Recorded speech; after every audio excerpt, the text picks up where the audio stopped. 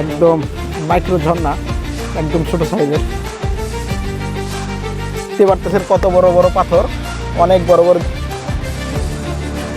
করুণী, আপনি এটা কোথায় যাচ্ছেন? ইন্ডিয়াতে। পাতলা বনে, তো এটা আসলে পাতলা বলতে এতটাই পাতলা যে গাছ নাই বললেই চলে। I love Bangladesh.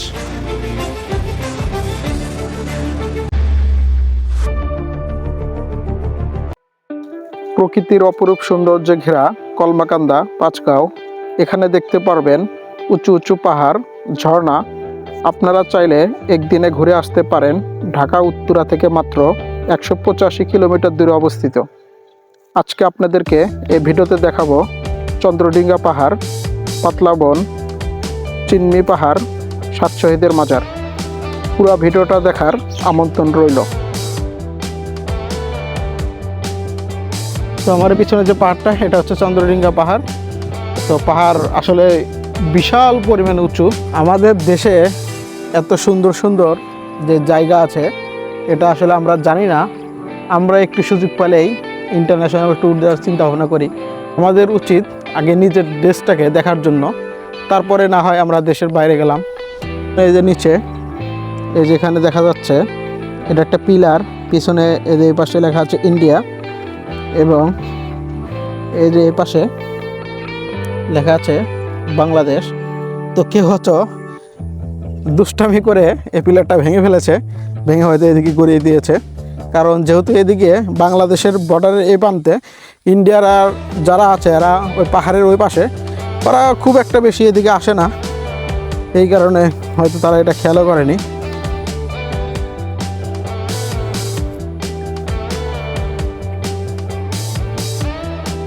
আমরা এখন পাহাড়ের নিকটে আরও ভিতরে যাচ্ছি। সামনে একটা ঝর্ণা আছে, ঝর্ণার কাছে যাচ্ছি।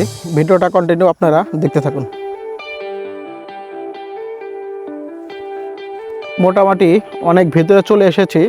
তো আসলে এই পানি খুব একটা নেই, ঝর্ণাতে খুব একটা পানি নেই।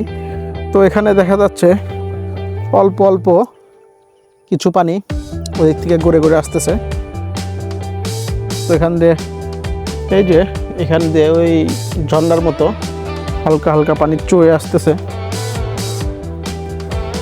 এই যে একদম অল্প।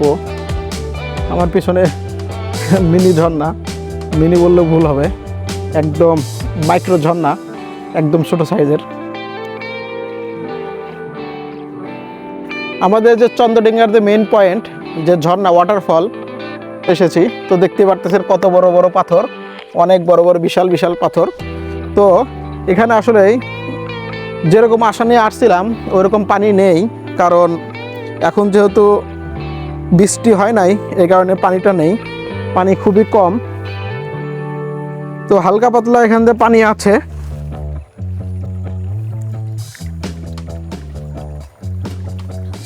এই এখান থেকে দেখতে পারতেছেন মোটামুটি কিছুটা পানি ওই দিক থেকে গড়ে গড়ে আসতেছে।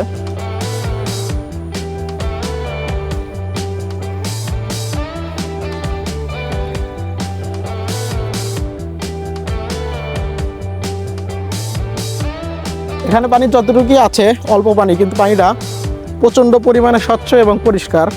কারণ এখানে যেহেতু পাথর, পাথরের বালির সাথে পানিটা ফিল্টার হয়ে পরিষ্কার পানি। গাইস, এখানে আমরা একজন মানে এখানকার যে আদিবাসী গারো উপজাতি একজন ভাইকে পেয়েছি। তো ভাই, আপনার নাম কি? রামকে। রামকে, অনেক সুন্দর নাম।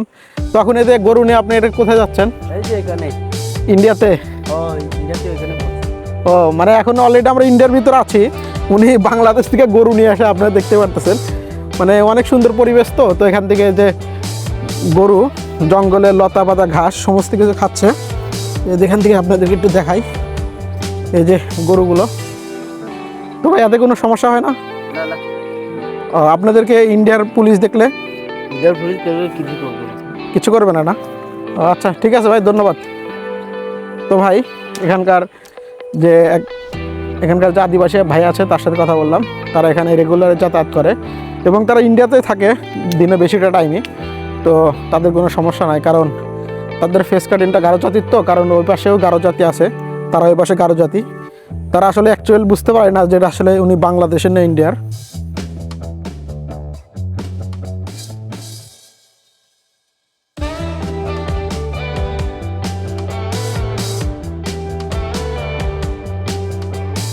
চন্দ্রডিঙ্গা পাহাড় ঘুরে দেখার পর এখন আমরা রওনা হয়েছে পাতলা বনের উদ্দেশ্যে। এ রাস্তায় আপনারা দেখতে পারবেন প্রকৃতির অপরূপ সৌন্দর্য, যেটা আপনাকে মুগ্ধ করবে।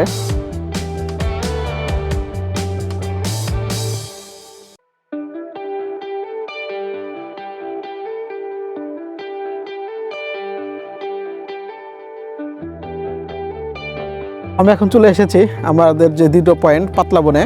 এই পাতলা বলতে এতটাই পাতলা যে গাছ নাই বললেই চলে, এ পরিমাণ পাতলা হয়ে গেছে যেখানে কোনো গাছই নাই, এই পরিমাণ পাতলা। আমি তো আশেপাশে কোনো গাছ দেখতে পারতেছি না। পাতলা বনের পাশের যে নদী, মহাদয় নদী, সেই নদীর মাঝে এসে পড়েছি।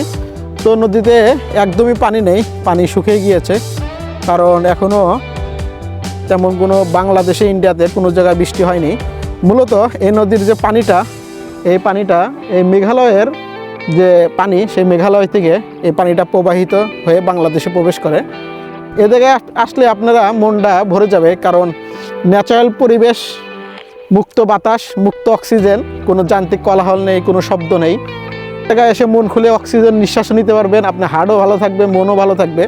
তো এখানে আসলে আমার বিশ্বাস আপনার মনটা ভালো হয়ে যাবে, কারণ বিশাল এক নদীর মাঝে আছি, মনটাও নদীর মতো বিশাল বড় হয়ে যাবে। বিশাল সামনে পাহাড়, সব কিছু বিশাল বিশাল, দেখতে দেখতে নিজেকেও অনেক বড় বিশাল মনে হবে। This is amazing. এখানে দেখতে পারতেছি, আসলে গাছটার নাম আমি জানি না, অনেক সুন্দর একটা ফুল ফুটে আছে, দেখতে অনেক আকর্ষণীয় অ্যান্ড লোভনীয়।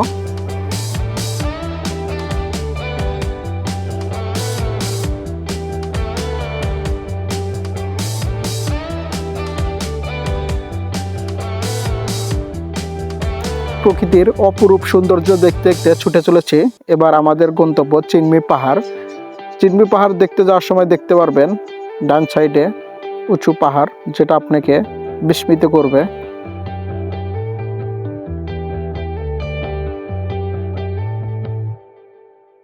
আলহামদুলিল্লাহ, আমরা চলে এসেছি চিননি পাহাড়। প্রচন্ড পরিমাণে রোদ, গরমের তীব্রতা অনেক বেশি। যেহেতু আমার অ্যাডভেঞ্চার পছন্দ, অবশ্যই আমি অ্যাডভেঞ্চার করব এবং পাহাড়ে উঠব।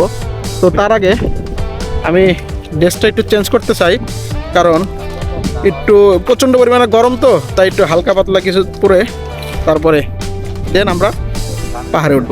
এখন আমরা বাংলাদেশের একমাত্র পাহাড় চিনমি পাহাড়ে এখন উঠব, কারণ আমরা যেহেতু কলমাকান্দাতে ঘুরতে এসেছি, এখানে ইন্ডিয়া ব্যতীত বাংলাদেশে তেমন কোনো পাহাড় নেই। একমাত্র যে পাহাড়, সে পাহাড়ে উঠব।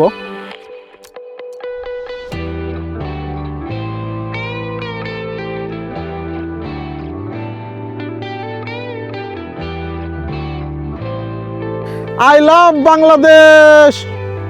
আমি পাহাড়ে উঠতে উঠতে অনেকটা হাঁপিয়ে গিয়েছি। যাই হোক, রোদ আছে, কিন্তু আজকে আমাদের লাকটা ভালো যে প্রচণ্ড পরিমাণে বাতাস। এই বাতাসের কারণে রোদের যে তীব্রতা, সেটা খুব একটা মনে হচ্ছে না। চেষ্টা করতেছি সম্পূর্ণ পাহাড়ের চূড়ায় ওঠার জন্য, কারণ যেহেতু আমি চ্যালেঞ্জ নিয়েছি পাহাড়ের চূড়ায় উঠবো। এখন বাজে 12টা, তো বুঝতেইছেন দুপুর 12টার সময় সূর্যের তাপমাত্রা কী পরিমাণ প্রখর থাকে। সেই প্রখরের তীব্রতার মাঝেও আমি অ্যাডভেঞ্চার করতেছি, কারণ আমার অ্যাডভেঞ্চার করতে খুবই ভালো লাগে। অনেকটা পথ বাকি। তো নিচের দিকে যদি তাকাই, আসলে নিচের দিকে তাকাইতে ভয় লাগে, কারণ অনেকটা উপরে উঠে গিয়েছি। আল্লাহর কাছে লাখো কোটি শুকর, অবশেষে পাহাড়ের চূড়ায় সম্পূর্ণ উঠেছি। এর আগে আসলে এই লাইফে কখনো পাহাড়ের এত উঁচা, এত বড় চূড়াতে উঠিনি। এর আগে টিলাতে উঠেছি অনেকবার, তবে পাহাড়ে এবারই ফার্স্ট টাইম। আসলে পাহাড় থেকে আমাদের যে নিচে যারা বসবাসরত ঘরবাড়ি, গাছপালা দেখতে কীরকম দেখা যায়, সেটা এখন আপনাদেরকে দেখাবো। আপনারা দেখতেই পারতেছেন আমাদের সেই সোনার বাংলাদেশ। বাংলাদেশ দেখতে কত অপরূপ সৌন্দর্য, ফসলের ক্ষেত, ফসলের মাঠ। তো এখানে তো ঘরবাড়ি দেখতে একদম ছোট ছোট মনে হচ্ছে, মানুষগুলো দেখতে একদম পিঁপড়ার মতো। আল্লাহর সৃষ্টি কত যে সুন্দর, সেটা আসলে নিজের চোখে না দেখলে কখনো বোঝা সম্ভব নয়। আমরা যতই ফটো দেখি, যতই ভিডিও দেখি, নিজ চোখে দেখা, তার যে একটা অনুভূতি সেটা অন্যরকম। নিজ চোখে দেখলে সেটা আমাদের একদম হৃদয়ে ছুঁয়ে যায়। আপনারা বিশ্বাস করবেন কিনা জানি না, পাহাড়ে উঠতে যতটা না কষ্ট হয়, যদি উপরে উঠে 10 সেকেন্ড দাঁড়িয়ে থাকেন, যে একটা অনুভূতি আসবে মনে হবে যে সারা জীবনে আপনার কোনো দুঃখ কষ্ট কোনো কিছুই নেই। আমার কাছে যদি বিশ্বাস না হয় তাহলে আমি এখন যেখানে দাঁড়িয়ে আছি, আপনারা এই জায়গায় এসে তারপর আমাকে অ্যান্সারটা দিয়েন আমি সত্য বলেছি নাকি মিথ্যা বলেছি। যে একটা গাছ দেখা যাচ্ছে লাল ফুল ফুটছে, আসলে এই গাছটা সম্পর্কে আমি আসলে জানি না, তবে শিমুল গাছের ফুল দেখতে এরকম, কিন্তু আসলে শিমুল গাছ না এটা। তো ওই যে ওইদিকে দেখা যাচ্ছে ইন্ডিয়ার পাহাড়, ওই যে কাঁটাতারের বেড়ার উপাস দেওয়া যে রাস্তাটা, এটা হচ্ছে ইন্ডিয়া। তো বাংলাদেশের একটাই পাহাড়, সে পাহাড়ও ইনশাল্লাহ আমরা জয় করে ফেলেছি।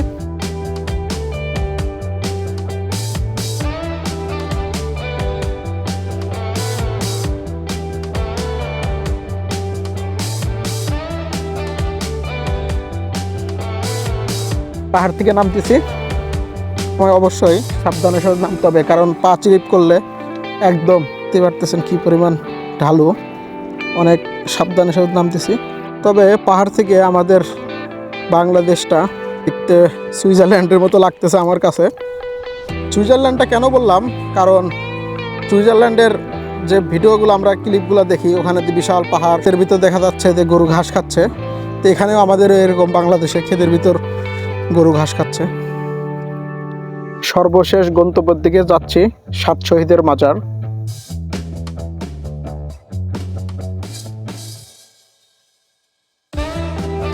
আমার আজকে লাস্ট যে পয়েন্ট সেটা হচ্ছে 7 শহীদের মাজার। 1971 সালে পাক বাহিনীদের হাতে আমাদের বাংলাদেশি 7 জন কিন্তু তারা শহীদ হন, তাদেরকে নিয়ে এই 7 শহীদের মাজার।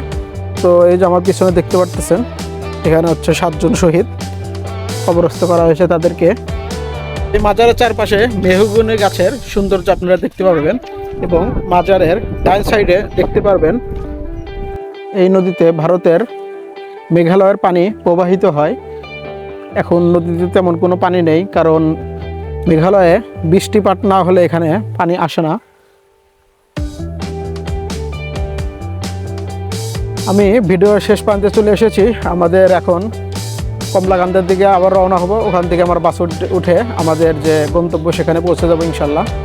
ভিডিওটা যদি আপনাদের কাছে ভালো লেগে থাকে আমার চ্যানেলটাকে সাবস্ক্রাইব করবেন, আর ফেসবুক থেকে দেখে থাকলে ফলো দিয়ে দিবেন, একটি লাইক করে দেবেন, ফ্রেন্ডের সাথে শেয়ার করবেন। আমি চেষ্টা করব বাংলাদেশের যত টুরিস্ট প্লেস আছে সমস্ত কিছু কভার করার জন্য।